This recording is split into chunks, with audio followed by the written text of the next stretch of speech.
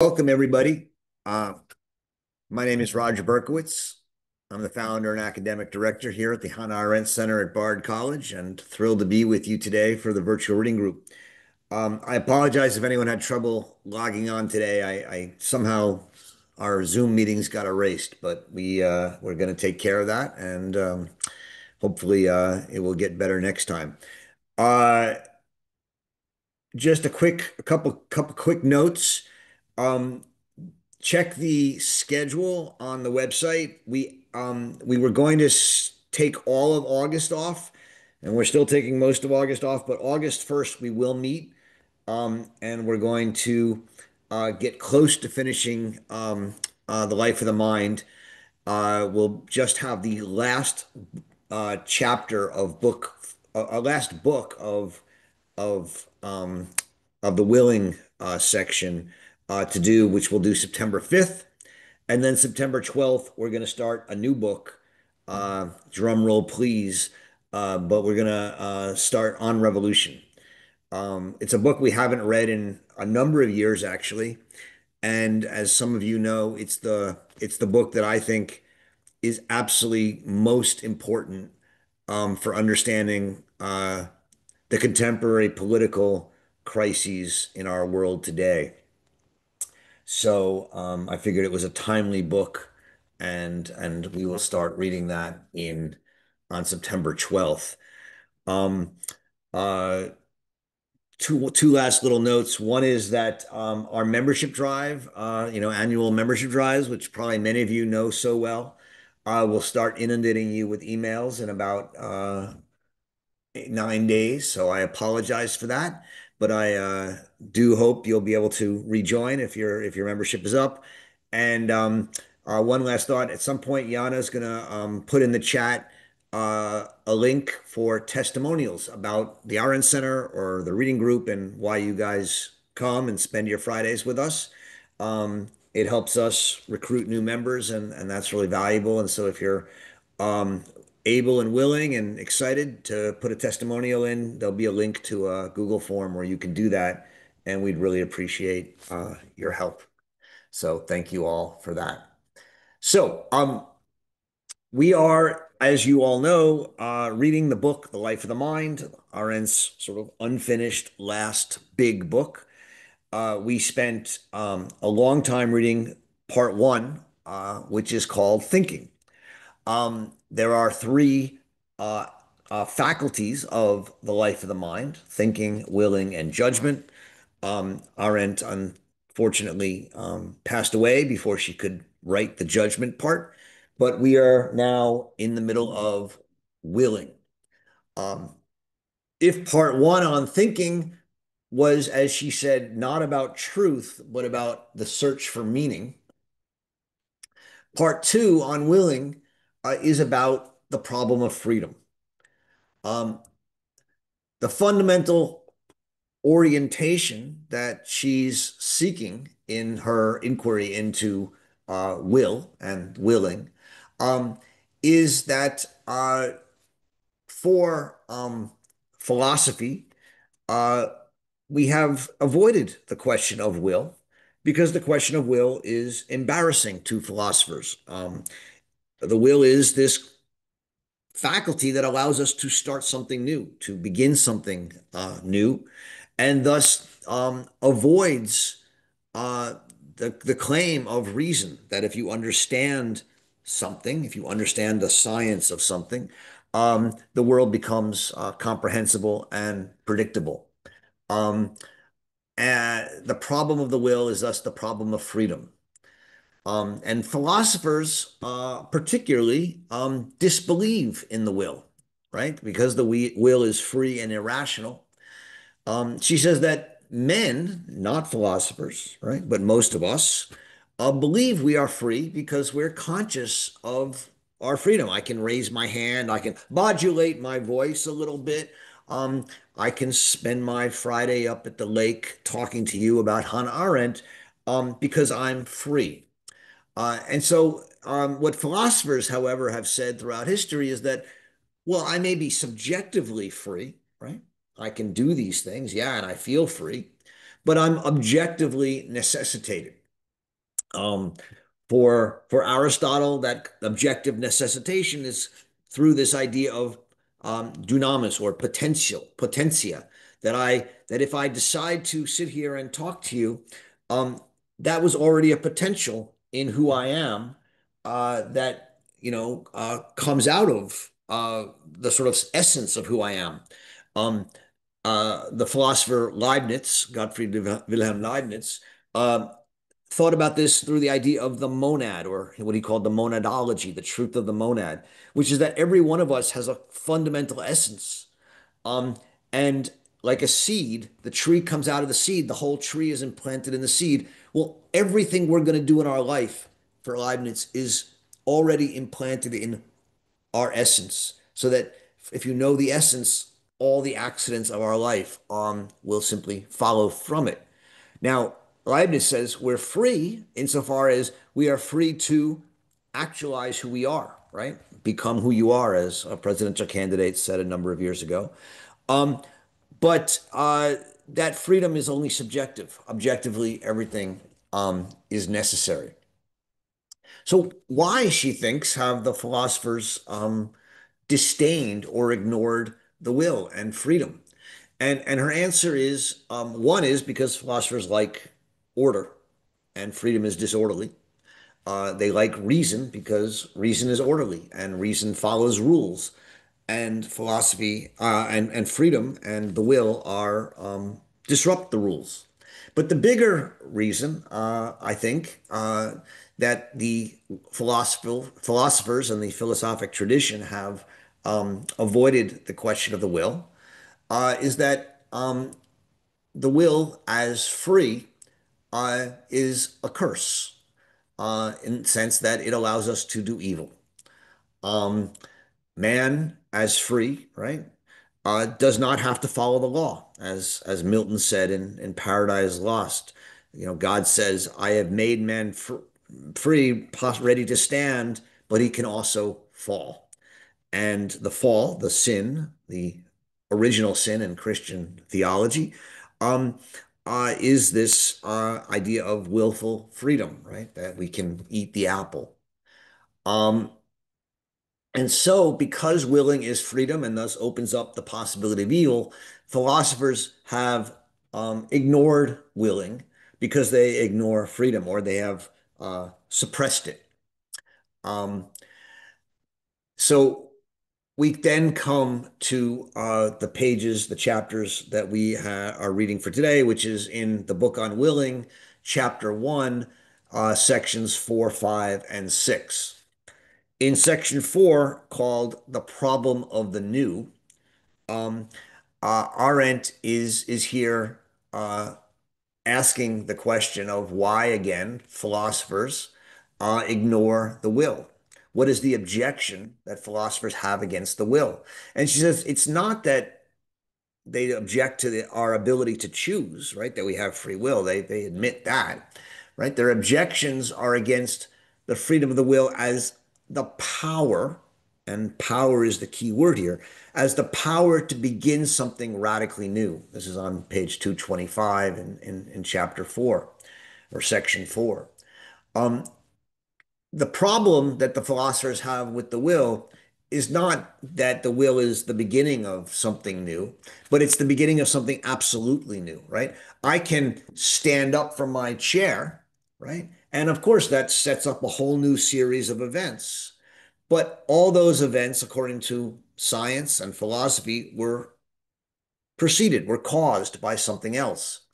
But if the question is, can I actually have the power to start something absolutely new, right? And as I mentioned, Aristotle and the whole tradition says no. Um, there's no first cause. If there is a first cause, it's something outside of all material causes. It's not in me, or it's potentially God in the Christian tradition, or some first cause outside of it. And it was the French philosopher Henri Bergson, according to Arendt, who first says this is wrong, right? Um, he says that, if we see a new symphony by, let's say, a modern composer like John Adams or someone, right? And we say, well, okay, that's radically new, but it was already predetermined and possible before it was actual. If we really look at dissonant music, yeah, I mean, we can hear already atonality in Beethoven and trace that back to Mozart and trace that back to Bach, and we can tell the story. Um, and what Bergson tells us is, yeah, if we look backwards, right, and we start with modern atonal music, we can tell a story of how it derived from tonal music and earlier choir music back to the Greek chorus. Like looking backwards, we can always trace the influences. We can make it seem like the new was a necessary product of the past. But for Bergson, but that's just an illusion, right? He says that reality throws a shadow behind itself, right? We can always trace the shadow back. Um, and so what he says is that what's really the illusion is necessity, this idea that everything comes from causes, and what's real is freedom. That there are new things that could not have been, yeah, they could have been conceived. Once we know them, we can conceive them, but they weren't prefigured. And so for Bergson, it's freedom that is the illusion and not necessity. I'm sorry. For Bergson, freedom is reality, necessity is an illusion. Um, and so she wonders, why is it that philosophers have this prejudice against freedom? And again, her answer is because freedom is connected to evil. In chapter 5, called The Clash Between Thinking and Willing, she brings up it's a short chapter, but it's one that's, I think, interestingly challenging because she's talking about the antagonism between thinking and willing, right? First book was on thinking, now we're on willing. Both are mental activities, right?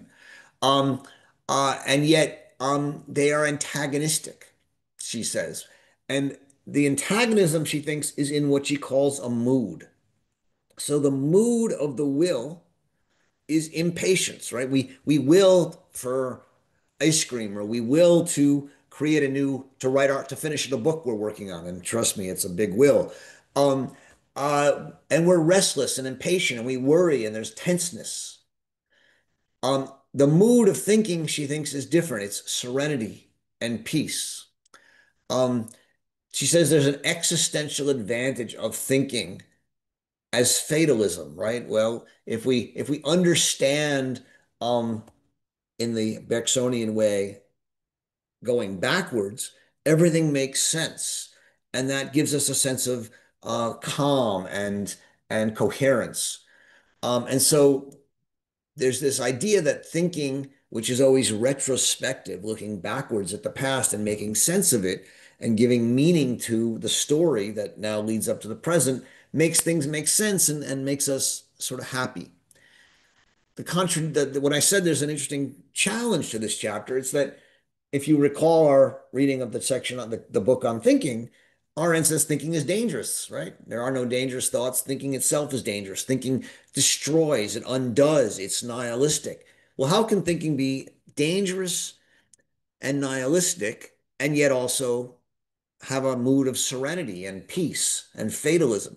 And I think the answer is simply that in this chapter, she's not thinking about thinking, but she's thinking about how philosophers understand thinking. For her, philosophers understand thinking, professional philosophers understand it as a conceptual imposition of order on the world, and thus the imposition of serenity. Um, this brings us to the third section we're reading today, section 6, which is also the last section of chapter 1 of the book on willing.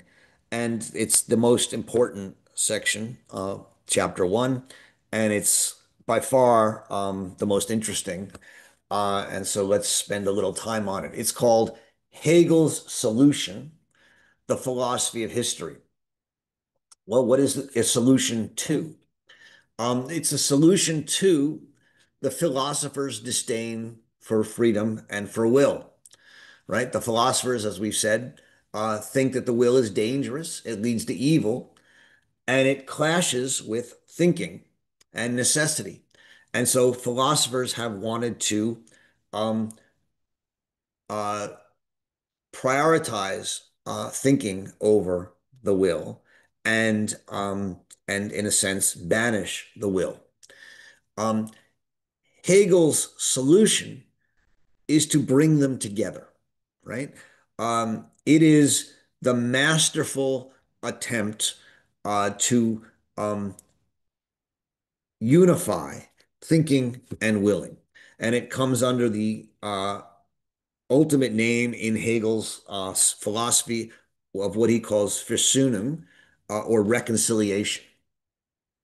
Um, Arendt approaches it through um, two books by French thinkers, French Hegelians, Alexander Koyrä and Alexander Kojève, um, on Hegel's thinking about time. And what these two French thinkers argue is that Hegel's greatest originality is that he is the first philosopher to give primacy to the future.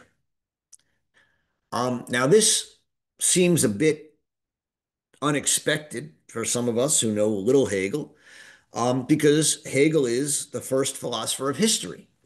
He's the first great thinker of history. So, how can he be a thinker of history and also a history of the future? And that's this effort of reconciling past and future, thinking and will. Um, History is what in for Hegel is to be reconciled with the mind, and the is with the ought, the real with the ideal. Arendt says something which, again, I think is just a beautifully Arendtian approach here, which he says, um, Hegel, who's often, I mean, for those of you who've actually read some Hegel, this will make sense to you. He's often considered to be the most opaque, the most academic, the most, um, conceptual thinker there is. She says Hegel broke with the tradition of philosophy because he's the least academic, least conceptual thinker there is. And that's on 240. And you almost have to laugh when you read that. But what she means is that Hegel still thinks conceptually and still writes in the highest abstraction. And yet he wants to unite abstraction with the world. And so the ultimate event, which really began Hegel's uh, effort, was the French Revolution. And he took the French Revolution incredibly seriously. And what he said is that the French Revolution takes its impulse from philosophy. The French Revolution was the attempt to uh, materialize thinking about equality and liberty and fraternity in the world. And so what he says is that the French Revolution turned man upside down, stood man on his head. The world and the history follow man's ideas and thus his will. Thought precedes reality, right? The French Revolution was a manifestation of thinking, of a new idea of equality, fraternity, and liberty. Um, and even though thinking and willing as thinking activities, as mental activities, withdraw from the world, they still control the world. And in the life of the mind, willing precedes thinking. The future is prior to the past. So what that means is that in the life of the mind, man denies the now. We deny, um, King Louis, and we say no to the now, to French absolutism. The now becomes empty and it fulfills itself in the future, right? A future liberalism, a future of liberty, equality, equality, and fraternity. Um, and so for Hegel, then the self is actually a willing ego. He wills, or she or he wills the future. The self only exists by transforming its own future into a now. a future now. And thus, the self as will can only exist in the future. The self needs the future in order to exist. Um, and so there's this reconciliation between the ideas I have in my head and the concepts and the world, and they materialize in an event like the French Revolution. Um, Arendt here has an extraordinary little aside on old age. Um, she says, as we near death, our will declines, right? As we get older, our ambition slackens. Right? You know, when you're young, you want to achieve things, you have great ambitions. But as you get older, you're freed from that passion. We're released from the passion of the will and the passion of ambition. And slowly, as we get older, we start to think back on our lives. We think back on the past. We recollect. We find meaning in our past, right? Remember, thinking is not the quest for truth, it's the quest for meaning or the search for meaning. We sort of go over our lives and we think, why did it matter? And there's this backwards glance of the thinking ego, she says, in search of meaning. And so in old age, we move from willing to thinking, and we release from this passion of willing, and we focus on the past. And the past begins with the disappearance of the future. And in that way, thinking replaces willing. And so she says that for Hegel, what makes us human is not that we're rational, but that we know of our own death. And in our knowledge of our mortality, we turn away from willing and we begin to think. And that's why we're the thinking animal. Before that, we're the willing animal. And in thinking, we contemplate our past and the present, and we try and make it meaningful. And we give it such meaning that it becomes not just a moment in time, but something that has eternity to it, a nunc stans, and a standing now or an eternal now. And in this way, we humans, as willing creatures who at the end of our lives become thinking creatures, overcome death by creating an absolute truth, right? What Hegel calls, we in a sense join with absolute spirit. We understand ourselves and our lives and the whole world as the manifestation of the world's spirit.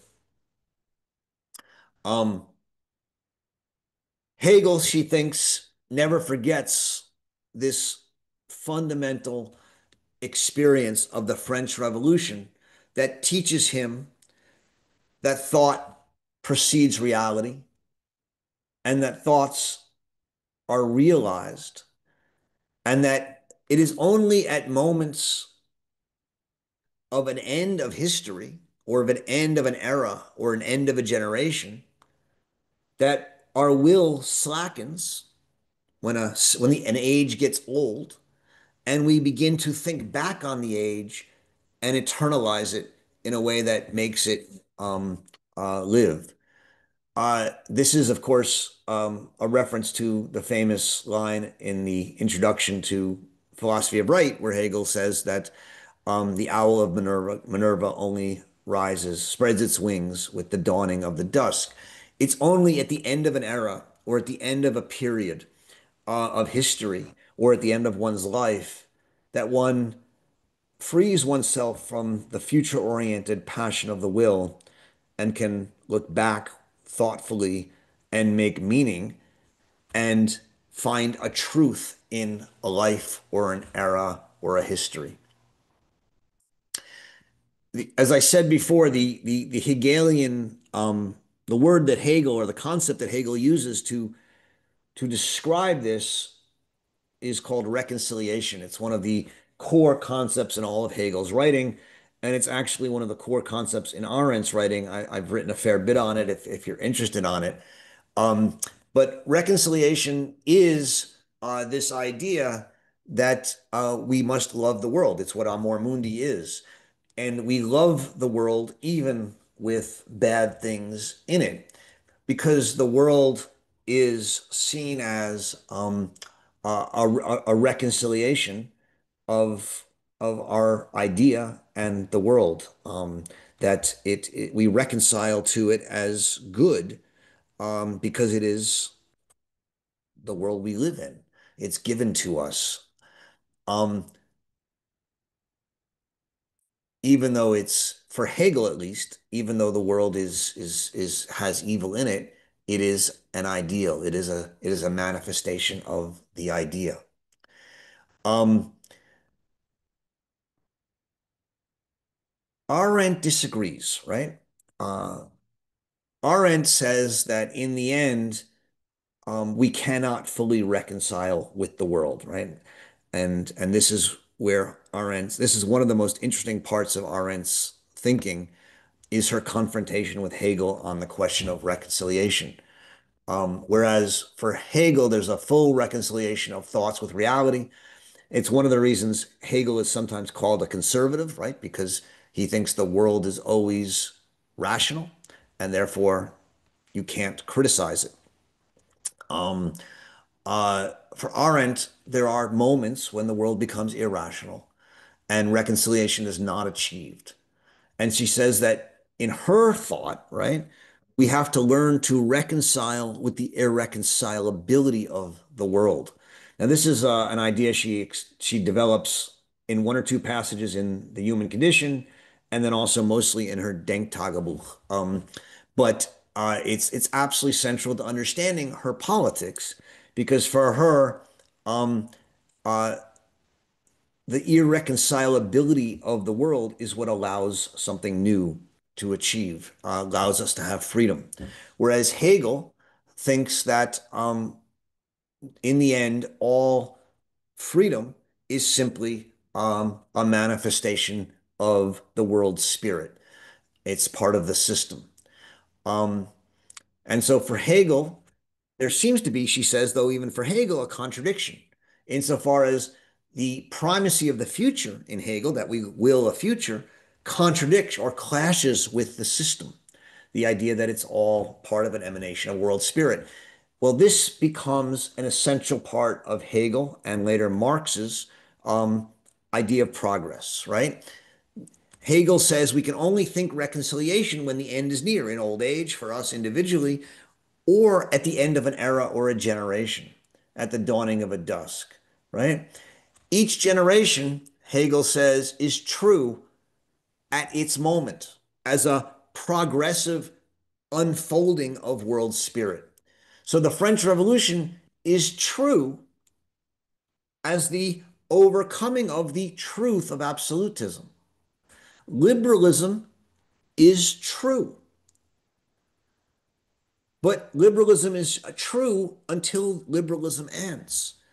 And we may, there's a number of people who think we're living right now through the end of liberalism and the beginning of what some people call a post-liberalism. If that's the case, it's at the end of liberalism that we can look back on it and we lose the willful freedom to manifest liberalism, which is already there but is now ending, and we can begin to understand it more deeply. Um, uh, the world spirit and mankind, Hegel says, are universals beyond all particulars, right? And each particular generation embodies the world spirit is simply one embodiment of it. What this means is that there's constant becoming, always rising to a higher level. Each new system, whether it's absolutism and then liberalism and then post-liberalism, each new system, always at a higher level, leads to progress. And this is where Marx comes in, where he says not only does it lead to progress that can be scientifically that is scientifically guaranteed, but we political philosophers, right, can speed the process along. We can be the avant-garde. We can unearth the the material dialectic, the scientific dialectic, and learn the next steps and push it forward faster. And that becomes modern Marxist revolutionary politics. Um, but Marx and Hegel are both in the end committed to a reconciliation of world and spirit. Marx just wants to speed it up. Hegel thinks it has to go at its own pace. This worries Hannah Arendt, right? And if you look at the chart that she offers on page 244 of the critical edition, I think it might also be on 244 of the McCarthy book as well, or I'm not sure. Um, well, I can show you the chart if you can see it. I don't know, but it's thesis, antithesis, but then a jump up to a new synthesis, then thesis, antithesis, and then a jump up. The point is it moves in an upward arc, and you're constantly moving forward. And in that moving forward, you have this idea of progress. For her, uh, this idea of progress is, of course, incredibly dangerous. It's what she calls the power of negation. Um, since uh, each next step is progressive, um, we um, we are constantly aiming to annihilate the last stage that we're in. And she calls this nihilism, right? In Nietzsche's words, it's that left to himself, man's will would rather will nothingness than not will, right? We have to will. We have to move to the future. We have to progress. We have to annihilate what is. And we have to commit ourselves to infinite progress, which means that whatever we have is not good enough. Um, the assumption behind this infinite progress, she thinks, is that the beginning and the end are rational, are the world's spirit. Um, and we justify our will for ever new futures as not a manifestation of freedom, but as an unfolding of rationality. Um, and so Arendt wants to redeem the will from reason and thinking and redeem politics and freedom that are not rational. Um, and that is Arendt's, that is the reason that Arendt is here engaging so fully in the long neglected, passed over history of willing, which will be a history of freedom. Um, and that's what we'll start to explore in chapter two, uh, a question I have become for myself, the discovery of the inner man, for next week.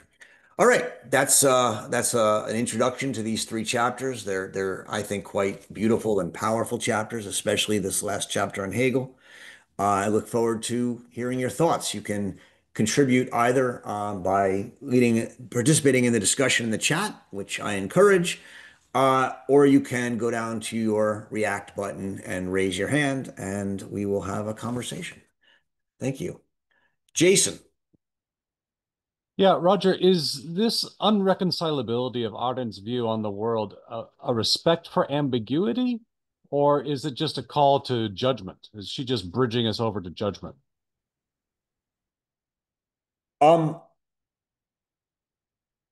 it, it is a question of judgment, right? So in the end, Arendt frames the question of whether I can reconcile with something, with a wrong, or not, to be a question of judgment. And the question is, as she frames it in her work, um, can I love the world with that wrong in it, right? So when she judges at the end of the Eichmann book, and she says, the reason you must hang Eichmann is not that you broke a law or that you murdered people, right? There are lots of people who break laws, and there's lots of people who murder and even mass murder people, but that you tried to eliminate an entire people from the face of the earth through a bureaucratic mass murder system of the manufacture of corpses. and thus you undermined and attacked the fundamental law of plurality. And as a result, I cannot share the world with you. I cannot love a world in which you continue to exist in it. And that's the reason and the only reason she says that you must hang. And so uh, she calls it in the Denk Tagebuch a judgment of solidarity, right? To judge that you can reconcile with someone is to say that even though you think they're wrong, you don't like them, even if you think they're evil, you can still be in solidarity with them. You can still live in the world with them. Um, and um, and so the judgment for her of reconciliation is can I reconcile, right? Can I remain in the world with these people? Um, yeah, does that answer your question, Jason? Yeah, yeah, that cut it. Thanks. Good. Hannah, I think you might have kind of addressed this because I was just going to ask you to kind of go back to her reason for writing the book. Would uh, thinking preclude evil?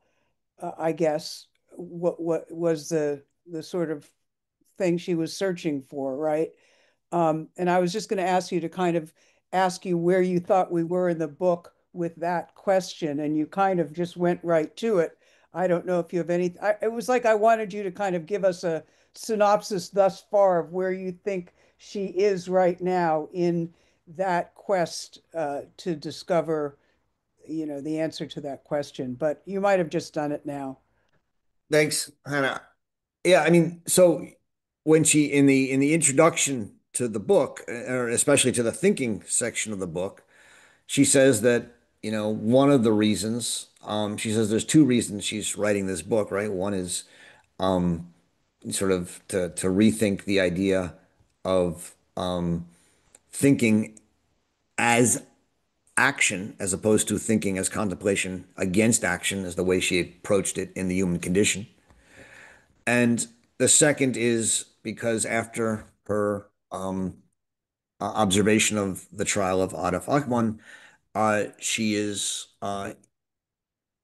interested in whether, because she thought that Eichmann, in the end, participated in the Holocaust and the evil that he did out of a banality or lack of thought, thinking from the perspective of another, from the Jews or others, whether thinking could, in some way, be a prophylactic against evil. Um, that's what the book on thinking is really about. Um, the book on willing, which we're in now, right, um, is I think slightly different. It's also about a part of the faculty of the mind, um, and it is about freedom. Uh, and what is it, and why philosophy has been so opposed to freedom throughout 2000, 3000, whatever years. Um, and so here she's asking, what does it mean to will as opposed to think, right? To will with restlessness towards the future, as opposed to think with serenity, recollecting the past. Um, uh, Now, the third book, right, which she didn't end up writing, but which we certainly have some hints at over her work on judgment, was in some sense a way of how do we judge particulars in the world, but also how do we reconcile in some way with evil, and how do we decide what we can reconcile with and what we can love in the world and what can't be loved in the world, in this sense of amor mundi.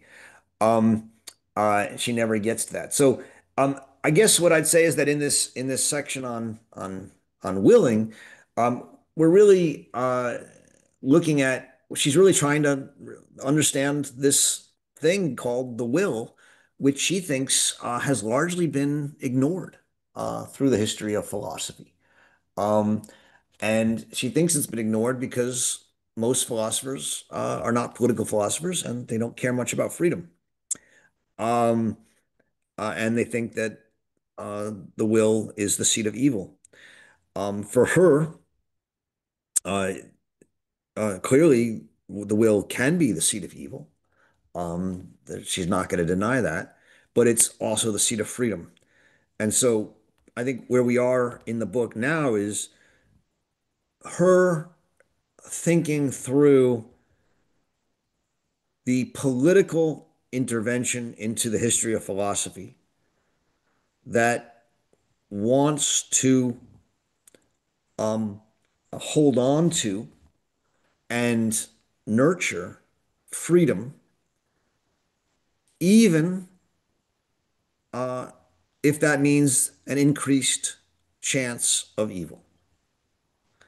Um, that doesn't mean you want evil, but I think she's interested in this question um, of of the connection between freedom and evil, and yet um, her attempt to resurrect and hold on to freedom.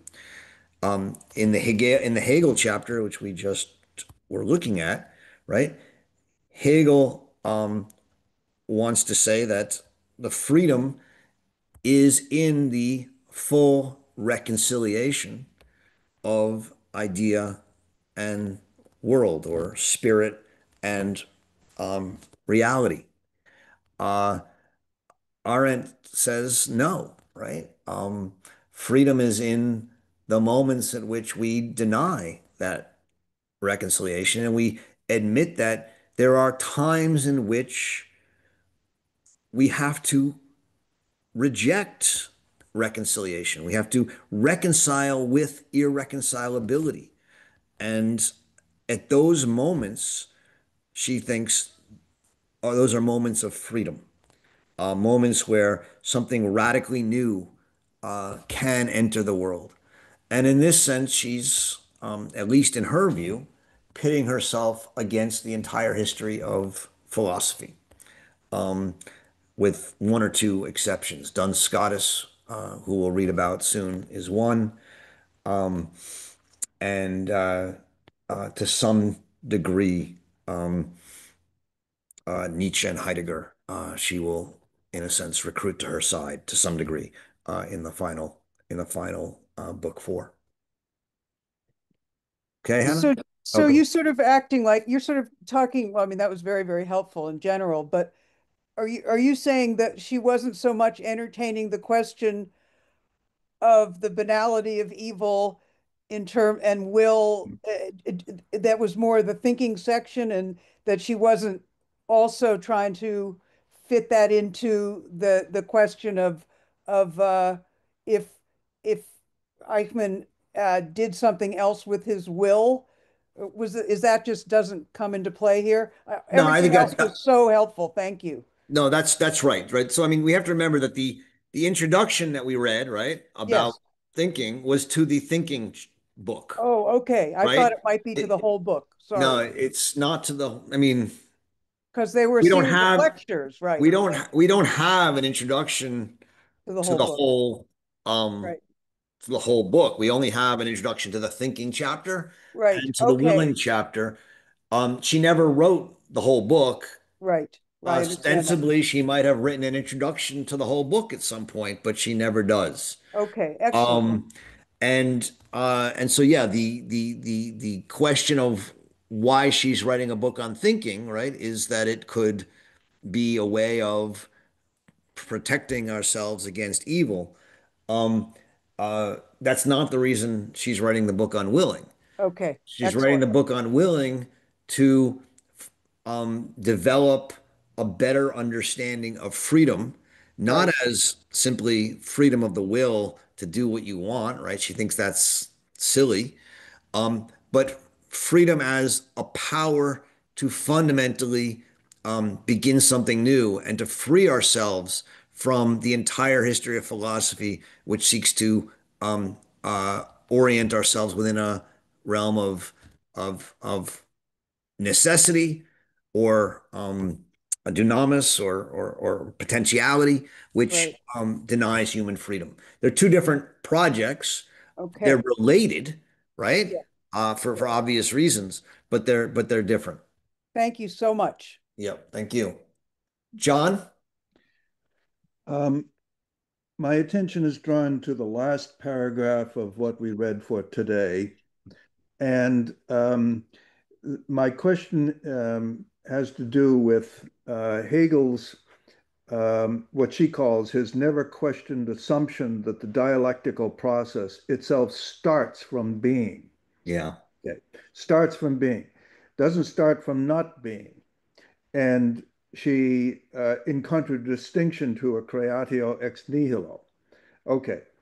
Um, then, uh, then later in the paragraph, she says Hegel justifies his starting point by invoking Parmenides in the beginning of philosophy, that is, by identifying logic and history, thus tacitly rejecting Christian metaphysics. Um, okay, so my first question is what is it in Parmenides that allows him to justify starting with being rather than with non-being? That's my first question. Second question is that when she says Christian metaphysics, presumably she's talking about creatio ex nihilo, but that is, God creates from nothing. But there's something before the creation, and that's God. Okay, so God is equivalent to being. So therefore, I don't see that he tacitly rejects Christian metaphysics. Yeah. Christian doctrine, but not Christian metaphysics, because God precedes creation. Yeah. So can start with Parmenides and then go to God as standing in for being. Yeah. So the quote from Parmenides that Arendt is referencing, which is one that her teacher Martin Heidegger writes about regularly. The Greek, unfortunately, is escaping me at the moment. But it's that thinking, noin, and being, tontos, are tauto, the same. Um, and uh, this is for Heidegger the beginning of the history of Western philosophy.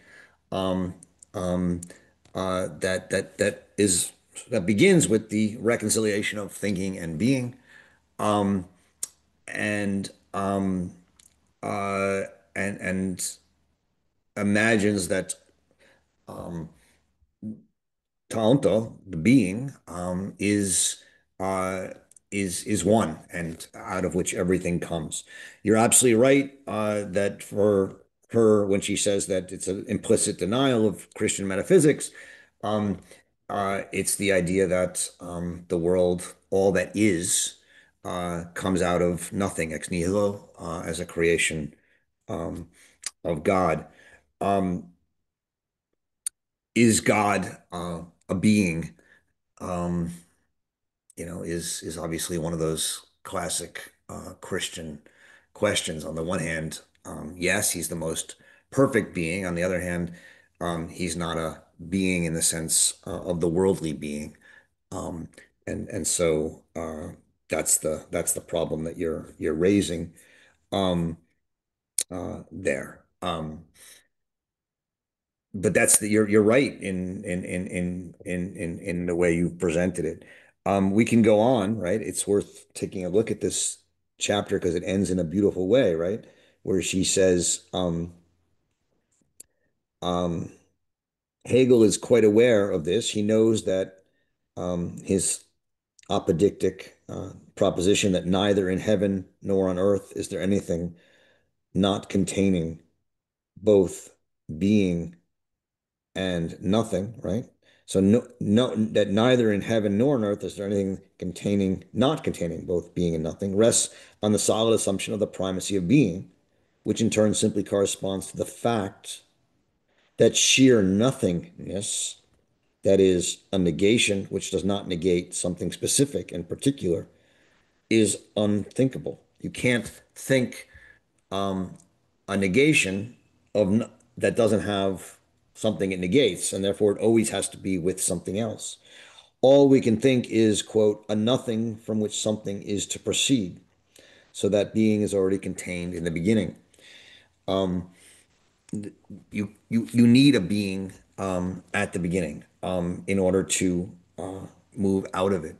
And the reason this why is this so important for Hegel and for her advantage for her reading is that each end, right, in this dialectic is a new beginning, right? And thus, at each stage in the dialectic, being and nothingness are the same thing, namely, as she says, becoming. One direction is passing away, one era is passing away, and then in that sense, being passes over into nothing.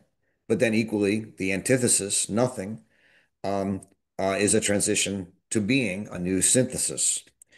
Um, and this very infinity of movement, though somehow in conflict with other passages in Hegel where he wants to talk about an absolute system or a perfect world system, um, uh, um, is for her what requires that there be a primacy of the future in Hegel over both the present and the past, which is what requires a kind of um, ultimately uh, nihilistic uh, preference for negation over and against affirmation in Hegel, which is where then we get the Nietzsche idea that we would rather will nothingness than not will.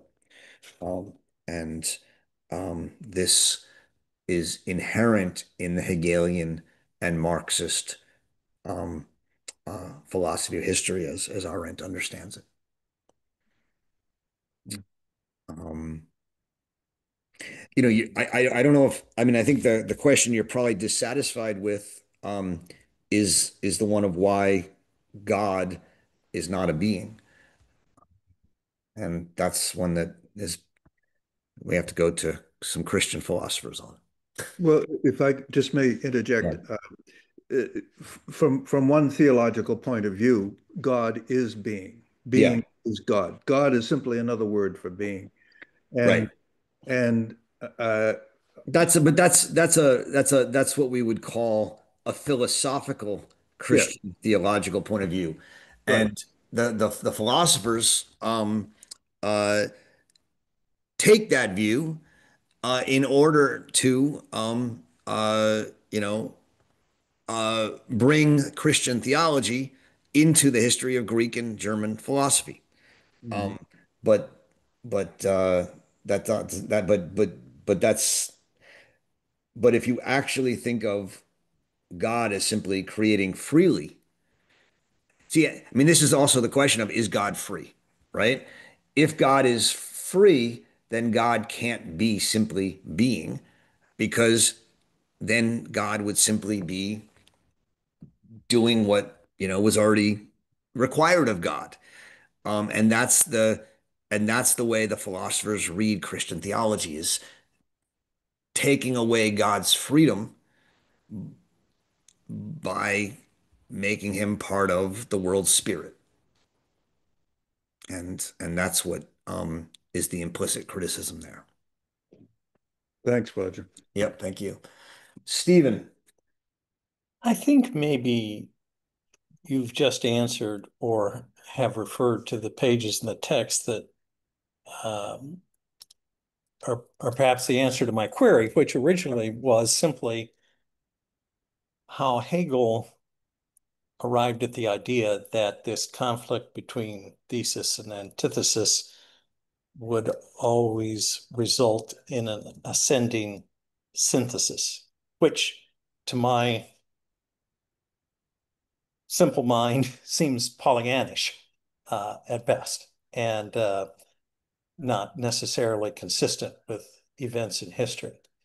But I think maybe I just need to go back and read those last couple of Well, pages more look, carefully well, because I mean, you could also read 5,000 pages of Hegel, which is very difficult and dense. I have avoided that my Yeah. whole life, frankly.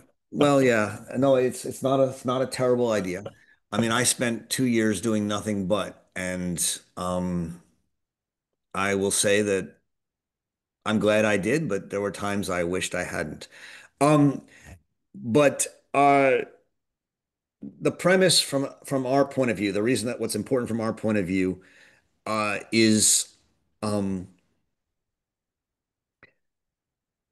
first that the entire thesis, antithesis, synthesis, progressive structure presupposes being, right?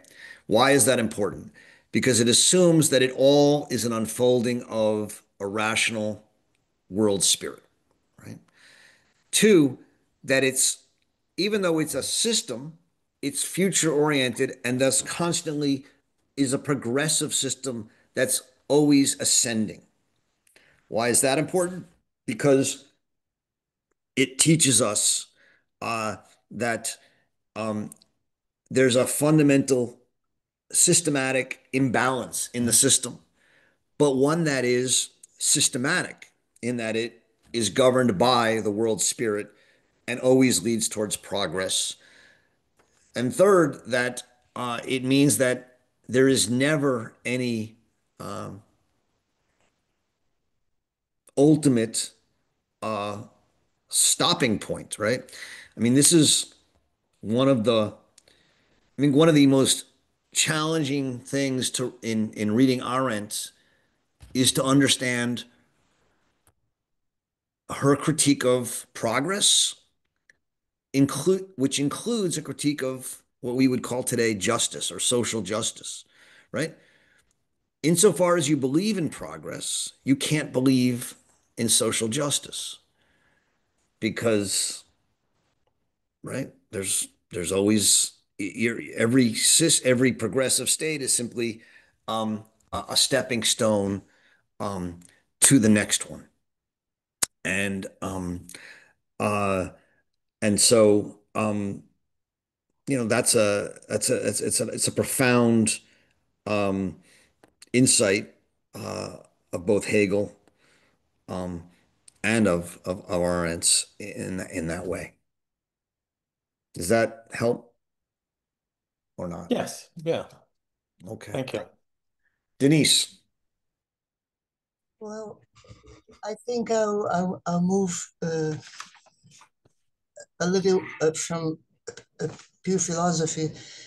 I'm curious to know, Roger, if Arendt has in mind when she, pardon, uh, gives us so much Hegel and in all the book, if she has Stalinism in mind also, totalitarianism in a way that the Marxist Hegelian rhetoric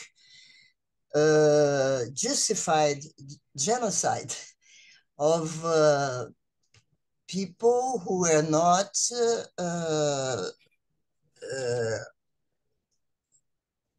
of the new world. They were of the old world, the bourgeois, the philosophers, the dissidents, and so on. So if she has in mind Stalinism, the evil of Stalinism that spread all over the world, led by the communist parties in my country, for instance, and the question of freedom in the Soviet Union, because death there was justified by progress. Yeah. No, People, no progressive in their rhetoric, were killed and sent to Gulag and all this. Has she in mind also when she turns to so much to Hegel here? I think that's exactly right, Denise. Uh, the um, the critique of progress, right, and the critique of necessity, um, uh, is a critique of the philosophy of history in Hegel, right? And it's a critique of Hegel's gigantic effort to justify the world, right? From Hegel's, if you're a conservative Hegelian, right? And there's different Hegelians. There's conservative Hegelians, there's liberal Hegelians, left Hegelians, blah, blah, blah. People read Hegel in all sorts of different ways. Um, but if you take seriously Hegel's claim that the is and the ought are the same, right? Then there's never uh, uh,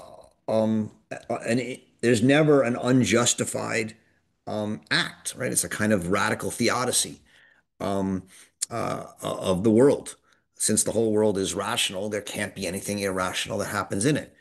Um, and Arendt is rebelling against that.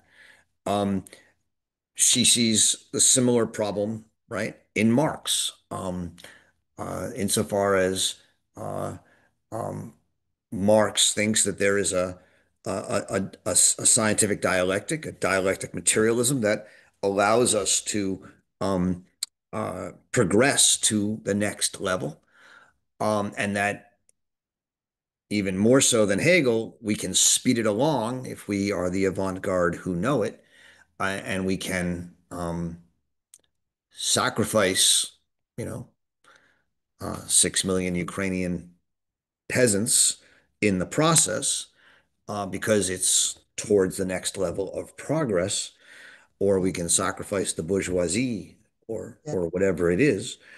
Um, uh, um, it's again a radical justification of the world as it is, including the evil in it, in the name of the unfolding of a rational, idealistic world spirit, or in Marx's case, not a world spirit, but a philosophy of history. Um, so yeah, I think that's exactly what she has in mind, and the reason she's engaging in this inquiry, to go back to Hannah's question, right, in the will, is to protest against what she sees as um, a 2,000-year old prejudice uh, against freedom in the name of necessity and um, and order. And that's what she's writing about. Yeah. thank you. Thank you. George.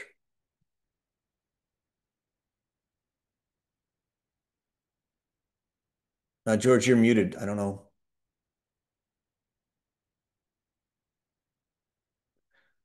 George, are you there? Yeah, I'm here. Can you hear me now? Yeah. Yeah, I was just thinking about Hegel justifying his world and Arendt being a conscious pariah in that particular world, in the sense that she's not willing to justify it, but she needs to stay into it, so she's only willing to make so much trouble for that world. Maybe you want to comment on that.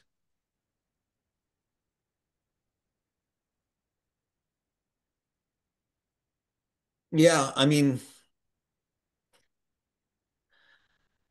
The conscious, I'm just trying to put you've taken parts of our end from different parts of her work, put them together. Yeah. It's a thoughtful It idea. has to do with that. You were Um, talking about yeah. him, I mean, the are con willing to see Eichmann die, but not more powerful ones in that world like Hegel or Heidegger.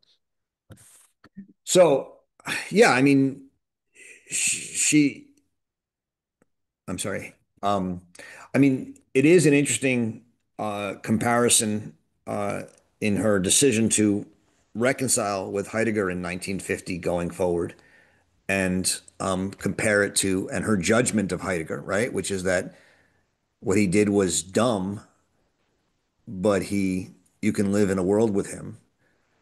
And versus Eichmann, where she says um, you can't live with him. The conscious pariah idea, right, which is that uh, Jews have been outcasts and pariahs, um, and most Jews are given a choice between remaining pariahs and remaining powerless, or becoming what she calls parvenus and assimilating and um, trying to, in a sense, shed their Jewishness and become a revists or new, part of the new world. Um, she sees that standing, embracing your pariah outsider status gives you uh, an approach and a vision and an ability to say something about the world and understand the world in ways that are quite powerful, um, and allows for the development, at least as she expresses it in her essay, We Refugees, for a new avant-garde, right? Um, a new group of, in this case, representing a new population of the world, refugees or stateless people. And from that perspective of the stateless refugee, um, creating a new politics, right? And that's one of the, I think main projects of her work. Um,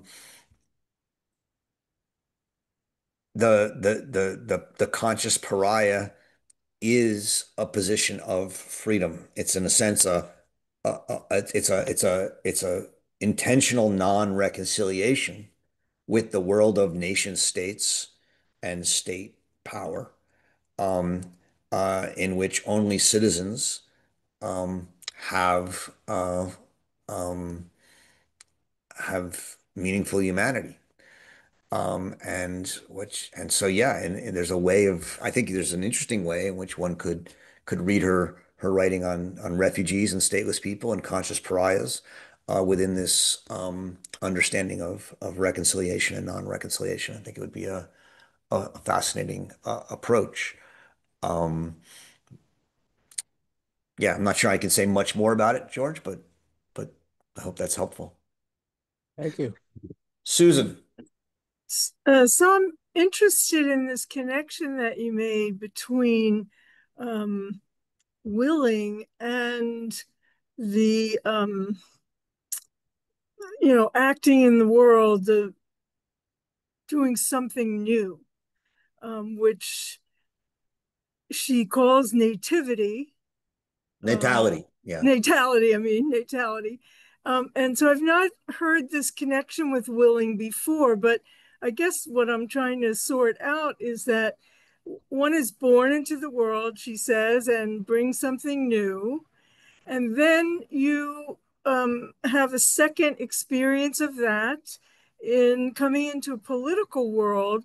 And so I'm wondering how the will is the will the source of that desire to insert yourself in the world. And I've not seen that connection made before. I guess the only other thing, and I always come up against this in this book, is that it was very interesting to hear you say to Hannah's question that this section on willing is not about Eichmann and not about understanding how to possibly prevent evil. But I just keep questioning that in terms of Eichmann's will, his will to do what he did, which maybe she would have come to another conclusion by the end of writing this book. But I guess that's always bothered me, is that he willed himself to do these things. He chose to do these things. So anyway, maybe that's two different questions. Hannah's reacting. Okay, thanks. Yeah, I mean, I don't want to say that there's nothing relevant to thinking about Eichmann in the book on willing. Of course, there is. Um, uh, Eichmann um, Eichmann wants to say, I didn't will, right? I just was following orders. I was following the law. In fact, not just following orders, I was following the law. I was simply subordinating myself to the law. I didn't will anything. I was just doing what was legally required of me. And Arendt's view is no, right? Willing to obey the law is a will and is an act, and you have to be held responsible for it. Um, there if the law tells you to um, separate children from their parents at the border, or if the law tells you to kill civilians in a village in Vietnam, or the law tells you to, um, you know, uh, occupy the center of Los Angeles and um, put down protesters, right? These are unjust laws, and each one of us has a will to say no. And if you don't say no, right, she thinks you are responsible. So clearly, there's much in this chapter that can, um, and on the question of freedom, and freedom as always a possibility of evil, um, which can be used to think about and make sense of what Eichmann did. I mean, I don't would never want to say that's not the case. Um, but I just don't. All I was saying to Hannah before is that to the extent she frames the thinking book as the question of whether thinking can be a prophylactic against evil, I don't think that's what she's doing here in the willing book.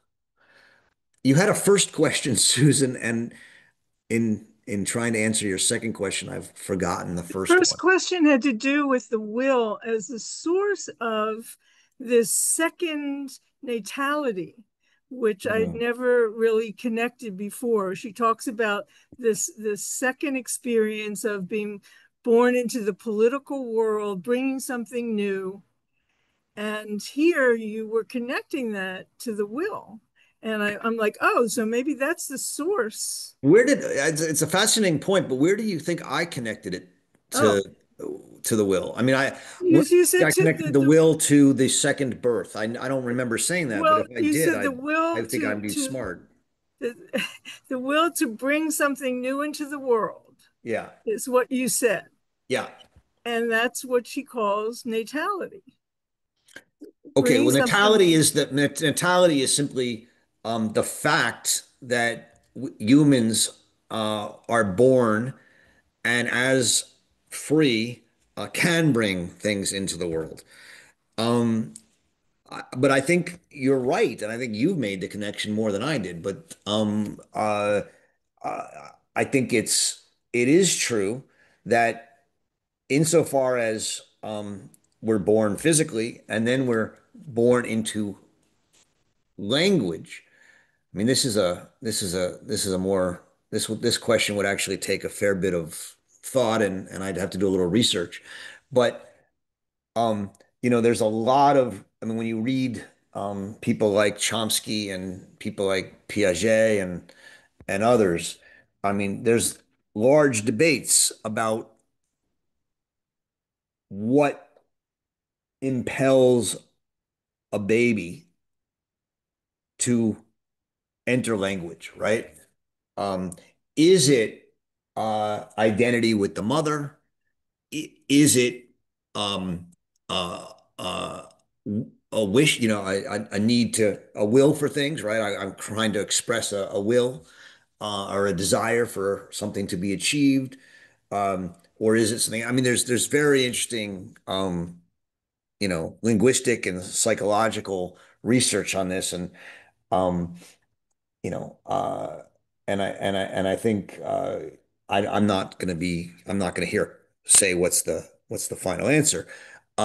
But I think if I understand what you're suggesting, and I think there's some at least an interesting aspect of it, it's that the entry into language is a willful, future-oriented rejection of the now in the Hegelian sense towards something in the future, and that there's a and that this natality, this second birth, is a fundamental act of an absolute break, an absolute beginning, and I think that that is an Arendtian point, and I think you made a good point, one that I hadn't made. But Well, yeah, there you go. Um, I see there's some confusion that Joyce, do you want to ask your question that you put in the chat? Are you here or not? Joyce, What do um, you want to know? I'm always commenting. You know, I can't help okay, thinking that I find this very intellectually stimulating. good. So, Well, thank you. I mean, you wrote a question that a number of people, I don't usually read the chat, but I saw it, and a number of people have seconded your question. If you believe in progress, you cannot believe in social justice. That seems yeah, counterintuitive. yeah. Um, so do you want to say something more about it or not? I just didn't, I wanted to give you a chance to say something if you wanted to. Well, the topic of social justice is very important to me. I've even written a paper on it comparing Hannah Arendt, Simone Weil, and Judith Shklar on the topic of social justice, and a little critical of Arendt, although I also argued that her actions weren't always in line with her words. This is why I'm looking forward to a vigorous, I hope you don't mind, discussion of on revolution. But certainly, well, maybe I'm thinking of Martin Luther King's idea that the arc of the universe bends towards justice, and that we're all trying to make, or at least some of us are trying to do our part to making the world a better place, Yeah. more just. But I know that, but Arendt's whole thing about progress, I think, is connected with the Nazis were presenting themselves as this, bringing the future, bringing this great new future. If you're, white Anglo-Saxon men to the world, and she was rebelling against that conception of progress. So I think, yeah, I understand her ambivalence about the idea of progress, especially the way it was being talked about in her lifetime in the 20s and 30s in particular. But I do think that for many of us, um, we all want to do our part to make the world a better place, to make it more socially just. So Thank that's you. where I'm That's a coming great, from. it's a great question and intervention, Joyce, and I appreciate it. Um, and I think it raises really important um uh questions about how to think through questions of social justice and progress and where Arendt stands on it. Um, uh, so Arendt is consistently right critical of the idea of progress. Um, she doesn't, uh, I mean, on a purely philosophical or logical level, she says if you believe in infinite progress, that means that there is no justice, right? There's no everything, there's no place that's true or just. Um, and so she finds the Hegelian Marxist modern idea of progress to be deeply suspicious. Um, I guess I would say wrong, but okay, either way. Um, she's also uh,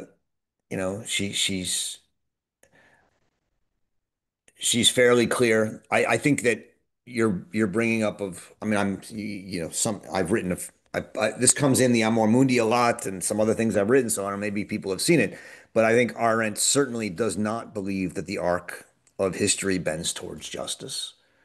Um, I think she's a tragic thinker who believes that uh, you know, we go forward, we go backward, we move around, um, and that we should always be fighting to make the world better. But I don't think I think she thinks that every step forward is also a step back, right? You gain more equality, you lose more individual justice. Um, you gain, there's just there's she doesn't think there's any um uh absolute way forward where you become more just. And so she is quite outside of the mainstream of modern social justice thinking on those questions. Um, she also says very explicitly that um, uh, well, that the idea of fiat uh, fiat justitia imperiat mundus, let justice be done, um, or lose the world, she says is wrong. She says that it's better to live in a world rather than, even if it's unjust, than to, risk undoing the world or, annihilating the world in the name of justice. And so, and yet at the same time, obviously, Arendt was, deeply inspired by doing what is right and making the world a better place. But I don't think she believes that there's a progressive track and that we can ever know for sure what justice is or the direction or the arc of justice. She thinks that this is a matter of judgment. And this raises the question of what is judgment, which would, of course, been the third part of this book, which we never get to, but which for her is a sensus communis, a building of a common sense, what she calls a judgment based on enlarged thinking, where we try and listen to other people, hear them, and talk to them, and in talking to them, build a common sense of what we agree on and what is right. Her charge against Adolf Eichmann, right, was that he was banal, that he could not hear and listen to the stories of other people and challenge his own, and thus couldn't build a common world, couldn't make judgments. He was superficial. Um, and so for her, and for Kant, as she understands it, um, uh, the path towards the good is not through a progressive arc of um, a, a pursuit of rational justice in society, a mixing of is and ought in the Hegelian sense, social and rational justice through a kind of imposition of those in the avant-garde who know. But it is the practice of living together and talking to each other in a way that builds common bonds through friendship, citizenship, and friendship, and builds a world together. Um, I think that's a very different vision of the good than I understand from many social justice movements today. Um, and I think uh, a that's a that's a powerful way to think critically about social justice today, inspired by Hannah Arendt, if one wanted to use or go down that route. I don't think it's an accident that Arendt's critique of progress is one of the least written about um, aspects of her work, even though it's everywhere in her work. And I think that's because it's so fundamentally um, uh, uh, um, at odds with uh, fundamental beliefs of many of the people who call themselves Arendtians today. Um, uh, Can I briefly respond to that? yeah, Um, Nobody's talking about a predetermined justice that we're inevitably going towards. No. I mean, maybe Hegel thought that, maybe Marx thought that, but it's a matter of for those who want the world to be better, so I quoted a passage from the song from South Pacific, which also has critiques of racial injustice, if you Yeah. know the work very well.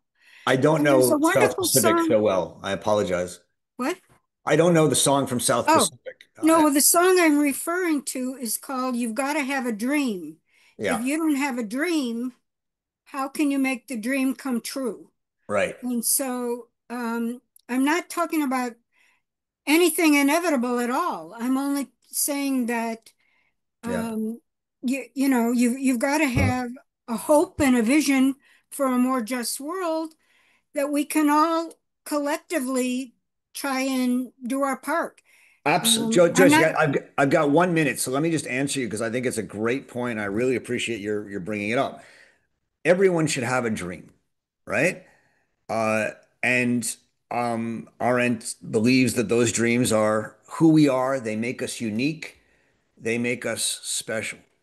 Um, I think all I'm suggesting here is that there's one view which says that I have this dream and everyone everyone should learn to have the same dream I have, and we should make the world in the image of this beautiful dream. There's another view which says I have a dream, but she has a dream, and they have a dream, and we have dreams, and everyone has dreams, and we all have to learn to live together in a way that respects the common world that makes as much room as possible for each of our dreams. Um, the first is what I would call a more social justice mentality today, where people think I have a dream and it's right, and therefore we should impose it or we should work towards it. And if people don't like it, they have to learn the truth. I don't have that view of social justice. Okay, I I mean, think that each of us, all our dreams, what do we have? What do they share? That we want to live peacefully and equitably together. I think that's right. And if that's the case, then there's no way to build a common world based on that. I mean, I'm not trying to criticize, all I'm saying is I'm trying to say that there is in Arendt a hesitancy and in fact, a warning against a view that I know and me and my friends know the I know. dream of justice, and we should make that dream of justice a reality. Yeah, That's a view she's very suspicious of. That's all I'm saying. it's similar to our idea of truth. Yeah, I'm not going to exactly. impose. Yeah, and I agree with her Yeah, conception. okay. Let the Then, truth itself. Each of us has a share of the truth. You tell me your truth, I'll tell you my truth. And yeah, the enlarged mentality. Great idea. well, then we're in heated agreement, as my esteemed mentor once used to say. And I love that. And we are at In heated 2:30. agreement. Okay. Yes. Okay. Yes, Austin Sarrett, one of my great mentors, um, used to say that all the time. It's a wonderful phrase. Although, of course, for our end, it's better to be in heated disagreement than heated agreement. But we are going to start next week, chapter 2, Quaestio mihi factus sum, a question I have become for myself, the discovery of inner man. I look forward to seeing you next week. Please enjoy reading Hannah Arendt, and we'll see you then.